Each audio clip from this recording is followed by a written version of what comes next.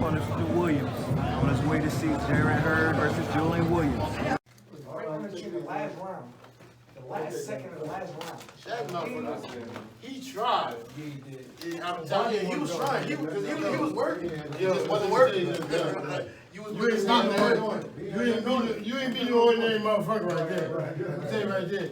Ain't one of them keys with them body shots, man. Like, It's people, it's other champions. You didn't hit me half that shit, it would have been over. Bird had every reason to take a knee and say fuck you. What's up, everybody? Coming down with a little cold, so I see what I can do about that.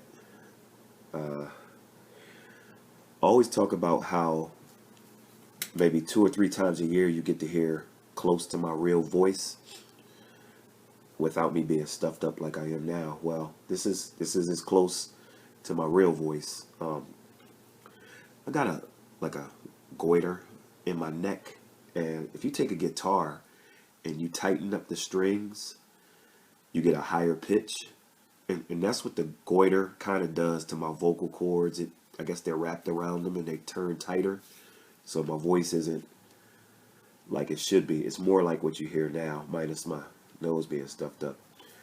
But hey, so we got what, one more time you'll hear me this year with my voice a little closer to what it actually is. Anyway, certainly a Fight of the Year candidate in front of 5,100 fans, crazed fans at the Eagle Bank Arena in Fairfield, Virginia. Man, I know I sound stuffed up. In the main event, Julian Williams became the unified champion with a unanimous decision victory over Jarrett HURD. It's funny how that works.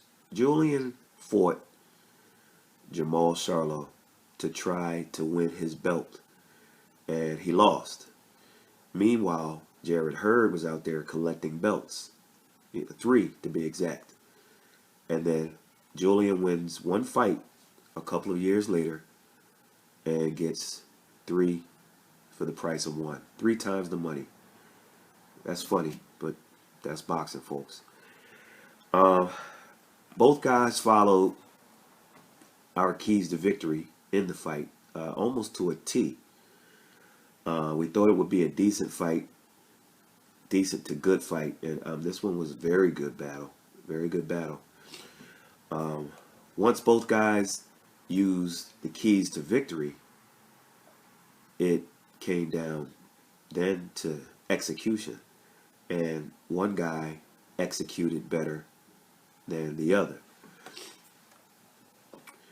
We were in the house watching the fight live. I didn't think it was close. While I thought Williams could go into hostile territory and win, I thought the fight would be much closer, and then he would have to hope for fair scores. And I was wrong about that. My scorecard. Okay, Jim.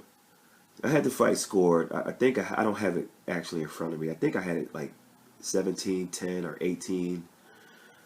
118, 109, or 117, 110. Which is a round or 2 wider than most people had. But remember, I was watching live.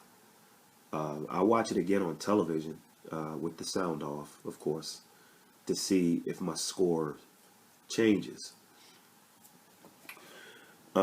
In our keys to victory, I was concerned about DMV judging, and rightfully so. It reared its ugly face twice on Saturday night. First, the Matt Korobov versus Emmanuel Aline fight. I was sitting next to a fellow named Jonathan Lear from New York Fights, and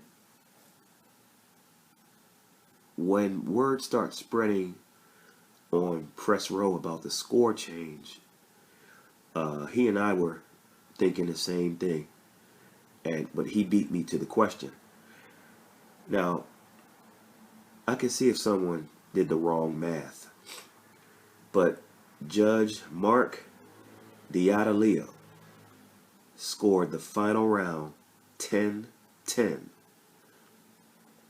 Now, you know me, and you know our list of judges to keep an eye on, right? Alejandro Rochin in the Wilder fight. Phil Edwards in the Wilder fight. Of course, our favorite guy, Don Trella, coming to your area, causing mass hysteria. Don Trella. Anyway, we wanted to know, and this is the guy Jonathan and I, and we were sitting we were 4 rows, we were ringside in press row, 4 rows back, dead center. I was 2 rows behind Dan Raphael, a little bit more of him later. And we wanted to know how you go from a 10-10 final round, not an early round, but the final round, Mark D'Atalio, to changing it to a 10-9 round and gifting Aleem, a DMV fighter, a draw. How do you do that? And we never got an answer. So Mark goes on the list. This is the type of corruption, let's call it what it is, that I've seen not only in boxing, but in the DMV for years. That's the District, Maryland, and Virginia, okay? District meaning D.C. I mean, for years. But more on that in a second. Steve Weisfeld is a good judge. His scores were shaky in bouts in the past, but he's usually within the range he needs to be. But I'm not giving him a pass, even if he's a New Jersey guy like me. Okay? My Jersey brother. His card was 115, 112, as was Robin Taylor's card. Now, the same Robin Taylor who scored Jason Sosa, another Jersey guy, versus Yuriorkis Gamboa, a draw. Wrong. Jason Sosa won that fight. Mind you, Gamboa was knocked down in that fight and lost a point in another round for holding. You guys got to watch this shit, man. I'm telling you. And Mike Ferguson, if you're out there listening, forgive me for cursing, bro. Hurd versus Williams, watching it live, was not a 115, 112 fight. No way. And if Hurd wasn't dropped, it would have been 15-13, meaning Williams won by 1 round. Anyone think it was that close? And the aforementioned Dan Raphael, who was 2 rows in front of me, should be ashamed of himself. Now, this is the same Dan Raphael who scored Dusty Hernandez Harrison versus Mike Dallas Jr., a draw. And we can also add Judges Tammy Jenkins and Wayne Smith to the list also. Smith scored that fight a draw, and Jenkins had the nerve to give Dusty a 95-94 card. Now, I know Dusty, but we try not to be biased here, and there is no way Dusty deserved a 95-94 card. No way Dusty won that fight. And guess what? Dusty's a DMV fighter also. Fought in the DMV that night at DC Armory. And Dan Raphael is a DMV guy who lives in Northern Virginia.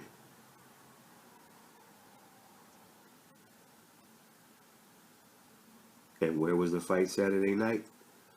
Northern Virginia.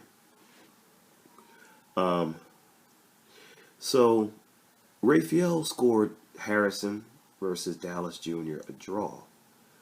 And I'm like, all right, well, any thoughts I had of an off night by Rafael that night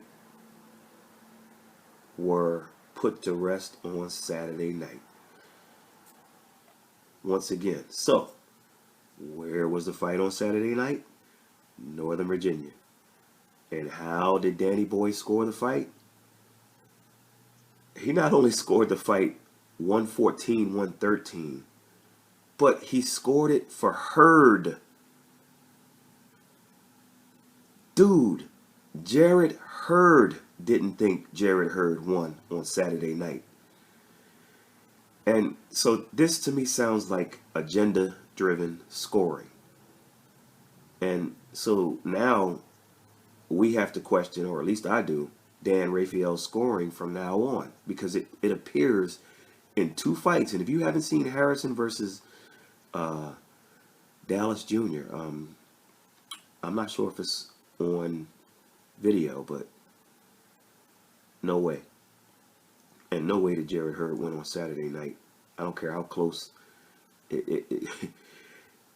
There's no way. So I have to question Dan Rafael's scoring from now on. And I walked over and tried to ask Dan about his scorecard, but I tripped over his CNI dog on the way. So Jarrett Hurd landed 249 of 800 punches, so that was 31%. Julian Williams was 273 for 687 for 40%. Williams also landed 43% of his power punches. Tough to lose when you have a number that high. In the fight, I mean, both guys gave it their all, but as in our video, it was Julian's hand speed and movement and work rate that won over. One of our questions leading up, the only question we had really leading up to Julian winning was Julian's mental state. But as I said on the video, I saw something in Julian's eyes at the final press conference, and he's not going to remember it. I'm gonna ask him if he does. He's probably going to say no. But as there were zero, when I say zero, I mean zero other than his trainer, Stephen Edwards, and Julian Williams, and this other cat. There was zero Julian Williams people, fans or teammates who were represented at the final press conference. So Julian's kind of scoping the crowd, and then he looks in my direction, and I'm like looking at him and nodding my head, and then he like kind of locks eyes with me and starts nodding his head, and I was like, okay, this kid might be ready. So he was there. He was there mentally though. He was ready, and we both gave that head nod. I'm gonna ask him if he remembers. I'm going to try to do a telephone. If I just don't go to Philadelphia and catch him, I'm going to try to do a telephone interview with Julian as well as Hurd. Give them some time to heal and deal with the aftermath of the fight. But the bottom line is that eye lock we had and the head nod, that doesn't mean anything. But the bottom line is he was there mentally. I said in the Key to Victory video how Julian was a superior inside puncher. Superior on the inside. And Hurd is good at it also. But Julian was on Saturday night. I mean, he was on. In a word, Williams outclassed Hurd. Hurd is a guy who didn't have much of an amateur background and isn't a great boxer, whereas Williams has solid technique and he can infight or fight at a little bit of range, so he can kind of do it all. He has more dimensions, in other words, than Hurd. It was a nightmare matchup. I've told you guys in at least 5 videos that Hurd is tailor-made for this kid. Yet, I still thought it would be closer. This fight took a lot out of both guys. I think it took more out of Hurd, for sure. And I gotta be honest, and I don't want you guys to think I'm exaggerating when I say this. Julian Williams may have ruined Jarrett Hurd in this fight. I mean, physically, mentally. Now, up close, I was in both guys' dressing rooms, and after the fight, somebody said something to Hurd, and he just didn't sound right with his response. Now, I think we couldn't tell. I think he lost a tooth in the fight. I'm not sure. But when I say he didn't sound right, it didn't have anything to do with a missing tooth, if there was one missing. Hurd didn't sound good. Something wasn't right. And as I also stated in a few videos, I thought Jarrett Hurd's prime was going to be like maybe 3 years with the style he uses. Well, you can subtract a year to 2 years from that at this point. I don't like, I just didn't like what I was hearing after the fight and what I saw during the fight. Did we call the uppercut thing? Did we call the uppercut thing in our video or what? Everybody talked about Charlo's shot, but inside we said the uppercut was there, left or right. Hurd gives you that shot, and man, Hurd must have eaten about 25 of them too. Maybe not that many, but I mean, the uppercut was there all night. And he also threw his, but some were blocked, just as we stated. Nobody paid attention to the Nathaniel Gallimore fight where Julian blocked at least 15 uppercuts that Gallimore threw at him. So we looked at that as improvement. Okay, he understands. He's gotten better. Even though, and once again, I disagree with Julian and his coach. I don't think the Charlo uppercut landed because of Julian overshooting his right hand. I think the Charlo uppercut landed because of Julian leaning to his left before he throws his jab. I believe Ronnie Shields saw that on tape and they were prepared.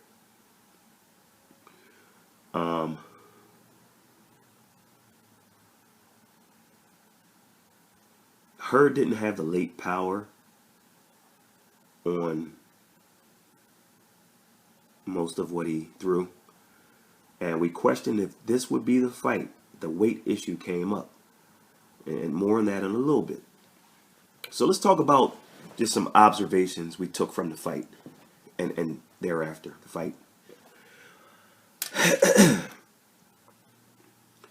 The lady you saw at the beginning of the video, she was conducting VADA testing in Julian's dressing room.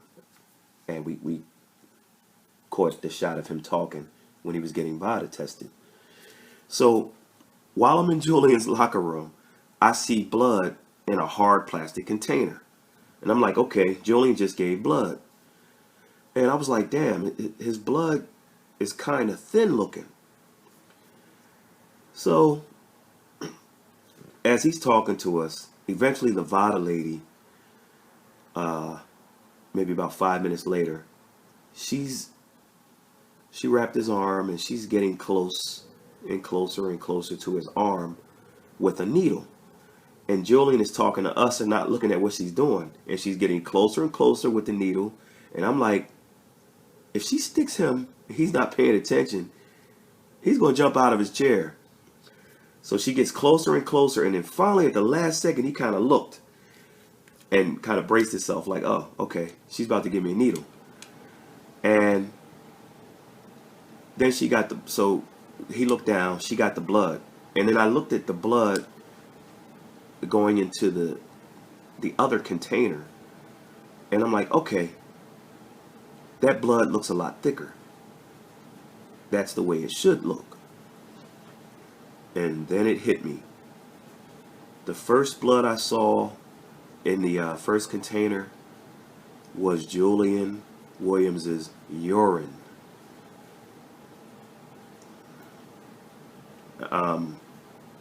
He urinated, or for those are my hood folks out there, he pissed blood into the container. Straight up. I mean, it was, of course it's the blood and urine mix, but all you see is blood, and it's like, oh man. So the body work Hurd gave paid dividends also, and that meant Julian went through fire to win the title. And I think a little was taken out of both fighters on Saturday, but as I stated, I think more was taken out of Hurd for sure. And so then people were staring at the Vada lady, including Julian and his trainer, Edwards.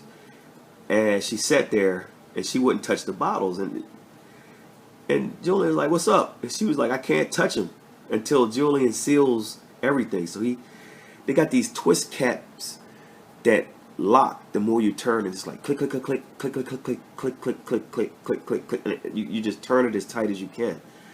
All your DNA on the bottle, whatever, not hers, no contamination, what have you. So Julian sealed everything. So she was on her job. Shout out to Vada. Another observation: Julian Williams came into the fight with an injury. He was injured, and he wouldn't divulge to me where the injury was, but he wouldn't tell anyone else either prior to the fight because he didn't want to lose this opportunity. So from what I was hearing, he may need surgery on what this injury was, and I have a good idea what the injury is, but I'm not talking. Julian got some excellent sparring work with two interesting guys to spar with. He sparred with Daniel Jacobs and Gennady Golovkin. Jacobs moves much better than Hurd, but he's big. Good sparring. Golovkin doesn't move as much as Jacobs, but he hits much harder than Hurd. And so you can't get much better sparring than those two. He did part of it. He was in Big Bear, and I'm not sure. I guess he went to Vegas. I'm not sure. I'm not sure how early, because the trade-off is both of those guys had fights coming up. All three. Julian had Hurd. Golovkin has his fight coming up, and then Jacobs fought Alvarez. So he got the best sparring you could get.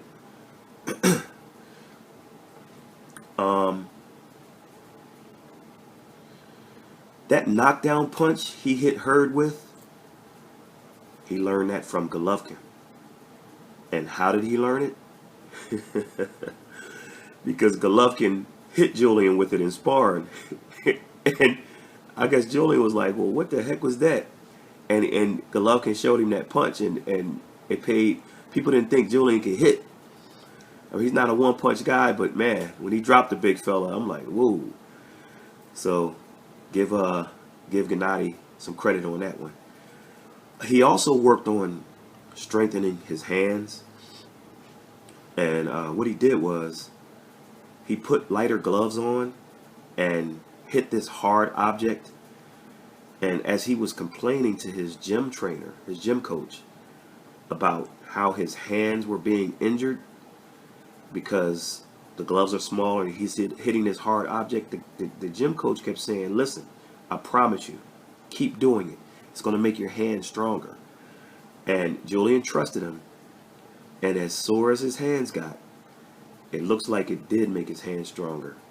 And he let them go on Jarrett Hurd all night. Some more observations. Jarrett Hurd, according to Julian Williams, when we were in the dressing room, and his trainer, actually his trainer told him, Stephen Edwards told him, he's like, prior to the fight, Jarrett Hurd was in his dressing room getting a haircut. And something I heard listening to another show, and I was in Vegas, but I maybe I didn't see him, but someone told me Jarrett Hurd was at the Jacobs fight in Las Vegas a couple of weeks ago. If so, shame on him. So, where do we go from here? Well, there was a rematch clause, but I'm telling you, these guys don't need to fight each other again anytime soon. They have the recovery period to think about, and if that includes surgeries, so be it. Heal up. This fight was brutal. Don't know how it looked on television, but it was brutal. So, Hurd wants to fight next. Williams says he does too, but they want it to be up 95 North in Philadelphia. We'll see. And I say take some months off, and then both of you guys, when your body's really healed, go get an in-between bout and sharpen up a little bit, and then do a rematch early next year. That's my take on it. I'm not an advisor, a boxing advisor, I should say. So, actually, you know what? I did advise a guy. He didn't listen. He got knocked out in the first round on a Mayweather undercard. You know what? I did advise a guy. Now, well, anyway. I'll tell you this here. If they meet again and Williams is on his game, I think he hurts Hurd bad. And Hurd has a conundrum. Prior to his last fight, Jarrett Hurd said he had to lose 36 pounds to make weight. That's unhealthy, folks. Even though he had a surgery and had some time off, it's not healthy. For this fight, the day before the weigh-in, Jarrett Hurd was 158 pounds. Okay, the weight limit is 154. So he had to lose. So he said he was going to eat that night. So Thursday was the final press conference, okay? And I was there. And he was asked how much he weighed, and he said 158. And that he was still going to eat that night. So how do you eat and still lose the 4 pounds within 15 hours later? Now, I know some old tricks back in the 80s and 90s that guys did with the Formula 44D and wearing the trash bags to bed, but that doesn't work these days, I don't think, with the testing protocols. I'm not sure how that cough medicine thing works, or I guess you can take it if you say you have a cold. I don't know how it is, man. The boxing game is dirty. So, listen. Jarrett Hurd is at 154 pounds for a reason. The first person you saw at the beginning of this video, prior to the lady doing Nevada testing, was Paul Williams, former boxing champion. Now, Paul had the height of a middleweight or a super middleweight. But when he came up, as guys like Nigel Benn and Julian Jackson and Gerald McClellan and John Mugabe were leaving the game, those dudes were punchers, okay, at middleweight. They were punchers. And Paul's team knew that Paul wasn't punching like that at welterweight, let alone middleweight. So they fought at welter because there were some killers up there. And even though he could have gotten the frame to be, they said no, be an oversized welterweight and do the advantage. And so, like I said, Hurd sweats down at 154 for a reason. Same with Paul Williams. He ain't cracking like the middleweights are. But at 54, he can wear you down, and it's worked for him. He's not a one-punch guy, one-punch knockout guy. So what do you do at this point? There's a conundrum here. And you know, Duke Oden sent me a text. And by the way, check out Duke Odin 7458. Check his channel out when you get a chance. And I need to ask him about the 7458. I'm not sure I asked him prior what that meant, but anyway, Duke sent a text to me during the fight and said, Hurd can't use that style and last at 160. And I'm not sure Duke was being sarcastic or serious or prophetic. But whatever it was, he's right. I agree with him. He said Hurd will be brain dead if he goes to 160 with that style.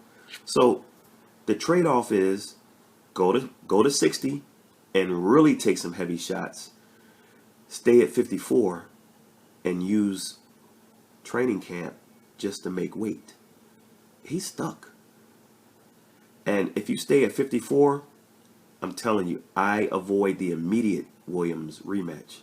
I'm sorry. This kid has your number.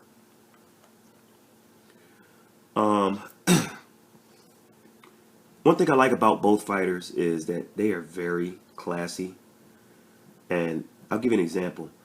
Julian Williams told us in his dressing room that when they went on tour to promote the fight and so on and so forth, that Hurd's mom and his family, every time they saw Julian, they kind of talked to him and give him a hug and wanted to take pictures with him. He's like, y'all realize I'm coming here to beat your son up. But just both teams are classy. He said Hurd's family, just everybody related, were very cool and very respectful. And these are two good kids, man. Two good kids. Check out CMD boxing reports also. CMD, he likes to talk in parables sometimes. He gives you stories, and he talked about how the story started out sad, and then Julian went back to the drawing board, and now he's enjoying the fruits of his labor. And then on the flip side, now it's Hurd's turn to kind of go back to the drawing board. But check him out.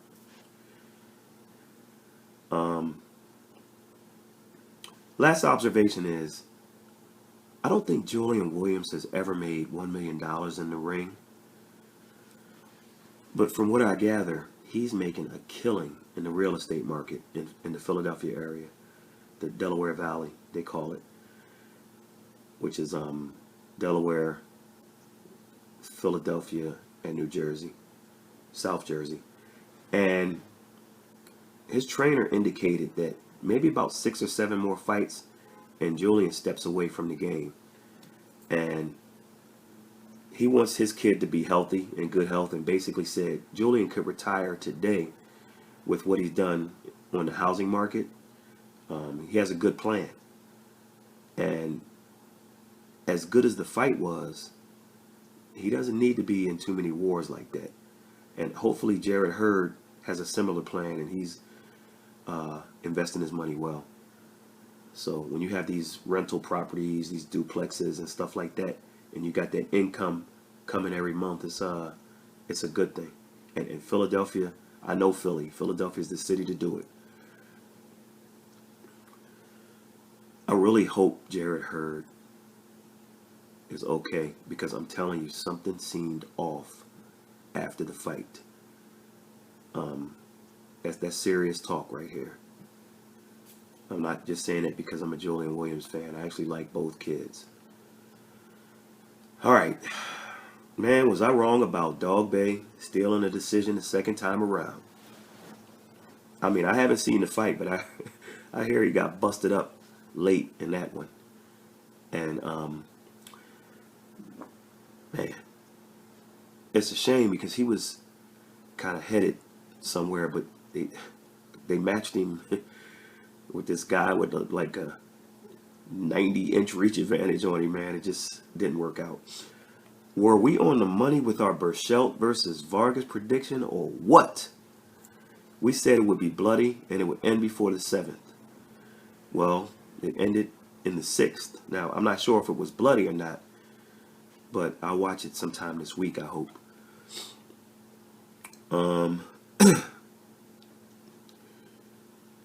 So we lost Harold Letterman and Smoking Burt Cooper over the weekend, and 2 day, like back-to-back days, and we remember Letterman. You remember from scoring at HBO fights, many times wondering what fight he was looking at, and I believe he was a pharmacist when he wasn't judging the fights for HBO. I'm almost positive he was a pharmacist, and of course his daughter's a judge, Julie Letterman, and whatever her schedule is, I hope boxing understands and brings in another judge to take her place as she mourns her father and celebrates his life, more specifically. And then Smoking Burt Cooper. Man, here's a guy who he took them all on, man. I mean, he fought them all. When you look at his record and see, forgot to say this message. You must hear this. The message from Julian Williams and Tony Harrison is it's okay to suffer a loss. And in Harrison's case, 2 losses. And what did they both do? They came back and they won titles. That's boxing. When you look at your all-time greats, how many were undefeated when they retired? So Cooper had 38 fights. I'm sorry. He won 38 fights and he lost 25. And you're like, well, that's terrible. But I'm telling you, man, Cooper fought the who's who of boxing. He was involved in stuff outside of boxing that kind of steered him wrong sometimes, but he was tough as nails, man. Smoking is definitely the name, and he fought Henry Tillman and Carl the Truth Williams and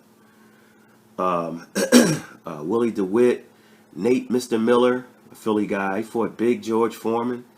Not George Foreman. He fought Big George Foreman, the one who came back years later. Ray Mercer, Orland Norris, Riddick Bowe, Michael Moore, Mike Weaver, Corey Sanders, Larry Donald, Jeremy Williams, Chris Bird, Freza Kendo, Baby Joe Macy, Louis Ortiz, King Kong, and his fight with he fought Evander Holyfield, and he almost upset Evander Holyfield in his adopted hometown of Atlanta. He came close. I mean, he came close. So look at some of Smoking Burt Cooper's fights. I would say go before like maybe 1995 or so, and he could fight, man. He could fight, and he fought out of Pennsylvania. I mean, he was from a place called Sharon Hill, Pennsylvania, which is like a suburb of Philly, but Philly can claim him. They can claim him more than your Joe Frazier's and stuff like that, who were born down south, but claim Philly. So, yep, lost 2 of the good guys.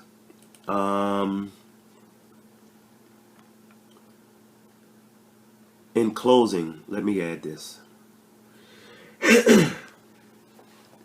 We may or may not be shutting this channel down. It doesn't have to do with money. If it did, I would have left a while back when all those boxing channels shut down after YouTube stopped paying the same way. This channel isn't really growing. It grew for a minute and then it paused, and so the numbers aren't holding as steady as I want. and in some case they're dropping. Now, I know a part of the reason. The name isn't catchy. That's on me. I'm from a time of the newspaper and then the internet websites that followed, which preceded YouTube, and I didn't adapt as well as I should. And that's my fault, because back then it was about journalism. It wasn't about video. You had a camera guy or a video guy, but it wasn't about YouTube channels, so to speak. So when I just transferred the name to YouTube, I didn't realize you got to come up with something flashy, like Check Hook Boxing or something like that, or like Thunderdome Boxing Talk or something, like, you know, something that people are like, oh, that sounds cool. Anyway, the website will stay up whether the channel does or not, but there are a lot of good channels out there, and I'll name them at the right time. Now, if we stay on YouTube or not, there is something else I'm trying to pursue, and if so, I'll be back, but just on a different platform, and we'll keep you posted. I'm excited about it, and I'm hoping it works out.